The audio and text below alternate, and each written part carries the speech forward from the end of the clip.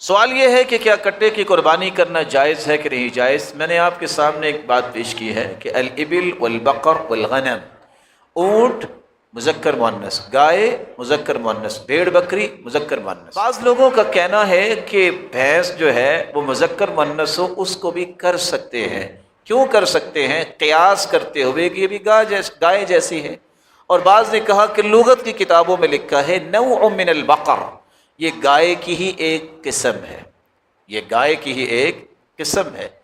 اگر ان کی اس بات کو مانا جائے تو بڑا آسان سا سوال ہے، یہ ساری چیزیں صحابہ، تابعین، تبع تابعین کو پتہ تھی یا نہیں پتہ تھی؟ کسی ایک صحابی نے اگر نہیں کیا تو میں کس بنیاد پہ کروں گا؟ قیاس اگر آپ کرتے ہیں کہ یہ ہے تو قیاس ایک نہیں بہت سارے وجوہ سے یہ فاسد قرار پاتا ہے۔ گائے جو ہے اس کے گوشت میں بیماری ہے اور اس کے دودھ کے اندر جو ہے اللہ نے شفا رکھی ہے، اور آپ جانوروں کو جاننے والے جانتے ہیں کہ ان دونوں میں کتنا فرق ہے۔ آپ کے علم میں ہے نیل گائے، سنا ہوا ہے نام؟ کبھی کسی نے قربانی کی ہے؟ وہ بھی گائے کی قسم ہے، لیکن اس میں شرط یہ نہیں پائی جاتی بہیمۃ الانعام، وہ پالتو نہیں ہے۔